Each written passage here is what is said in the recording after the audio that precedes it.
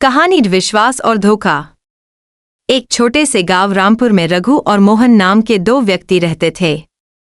रघु एक ईमानदार किसान था जो सुबह से शाम तक खेतों में मेहनत करता और उसी से अपने परिवार का पालन पोषण करता। मोहन उसकी उलट आदतों वाला था। वह चालाकी और धोखे से जल्दी अमीर बनने का सपना देखता था। एक दिन मोहन ने रघु को अपनी मीठी बातों में फंसाकर उसकी पूरी फसल अपने हाथ में ले ली। उसने कहा, भाई, मेरे शहर में रिश्तेदार व्यापारी हैं। मैं तुम्हारी फसल अच्छे दामों पर बेच दूंगा। तुम्हें कुछ नहीं करना पड़ेगा, पैसा सीधे तुम्हें दे दूंगा। भोला रघु मान गया और बिना कोई लिखित सबूत लिए अपनी मेहनत की पूरी फसल मोहन को सौंप दी। दिन बीतते गए पर मोहन बहाने बनाने लगा। कभी कहता व्यापारी बाहर गए हैं, कभी कहता अभी सौदा पक्का नहीं हुआ। तंग आकर रघु ने गांव के बुजुर्ग माधव काका से सलाह ली। उन्होंने कहा, बेटा, लिखित में बात न हो तो अक्सर धोखा हो जाता है। पंचायत से न्याय मांगो।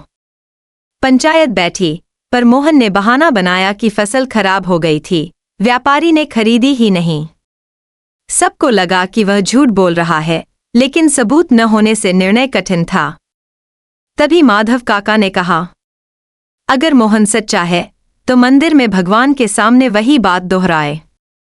अगले दिन गांव के लोग मंदिर पहुंचे। जैसे ही मोहन मूर्ति के सामने खड़ा हुआ, उसके हाथ कांपने लगे और उसने स्वीकार कर लिया कि उसने रघु को धोखा दिया और पैसा खुद रख लिया। पंचायत ने फैसला सुनाया। मोहन को रघु की फसल का पूरा दाम लौटाना होगा और साथ ही गांव की भलाई के लिए 3 महीने तक बिना मजदूरी के काम करना होगा। मोहन ने गलती मानी और धीरे धीरे बदल गया। अब वह मेहनत से कमाने में विश्वास करने लगा। रघु ने भी उसे माफ कर दिया। संदेश: धोखा चाहे कितना भी चालाकी से दिया जाए, सच अंत में सामने आ ही जाता है। विश्वास की डोर बहुत कीमती होती है, एक बार टूट जाए तो फिर आसानी से नहीं जुड़ती। सच्ची खुशी सिर्फ मेहनत से कमाए धन में ही है। कहानी पहली बारिश की बूंदें। गर्मी लंबी खिंच गई थी। तालाब सूख चुके थे, खेतों में दरारें पड़ गई थीं। गांव के लोग हर सुबह आसमान देखते और उम्मीद करते कि आज बादल आएंगे, लेकिन सूरज आग बरसाता रहता। रामू, एक छोटा बच्चा, रोज अपनी भैंसों को चारा देने जाता। तपती जमीन पर उसके नंगे पैर जल उठते। उसकी मां सविता चिंतित रहती और अक्सर आसमान की ओर टकटकी लगाए बैठ जाती। रामू के दादाजी तुलसी के पास बैठकर भगवान से प्रार्थना करते रहते। जब मैं छोटा था तब जून आते ही बादल आ जाते थे, अब जैसे रूठ गए हैं।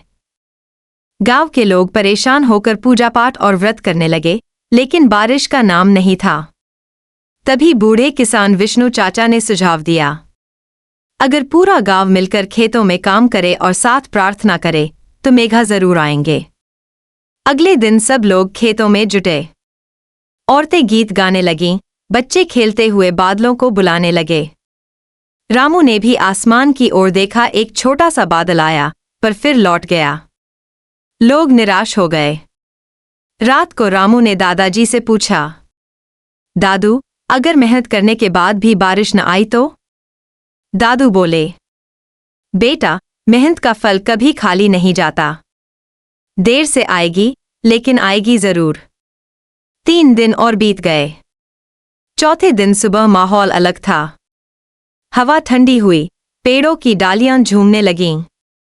फिर आसमान में काले बादल छा गए। बिजली कड़की, गर्जना हुई और पहली बूंद रामू के गाल पर गिरी। वह खुशी से चिल्लाया, माँ, पानी! पानी गिरा। पूरा गांव झूम उठा। बच्चे गलियों में नाचने लगे, औरतें गीत गाने लगीं, किसान बीज बोने में जुट गए। रामू ने अपनी छोटी नाव तालाब में उतारी, जो उसने महीनों पहले बारिश के इंतजार में बनाई थी। उसके दादाजी ने कहा, देख बेटा, अब खेत भी हमारे सपनों की तरह भरेंगे। बारिश लगातार 3 दिन हुई। तालाब भर गए, खेत हरे हो गए और गांव में फिर से रौनक लौट आई। संदेश: मेहनत और आस्था कभी व्यर्थ नहीं जाती। पहली बारिश सिर्फ पानी ही नहीं लाती, बल्कि उम्मीद, रिश्तों और विश्वास की मिठास भी साथ लाती है।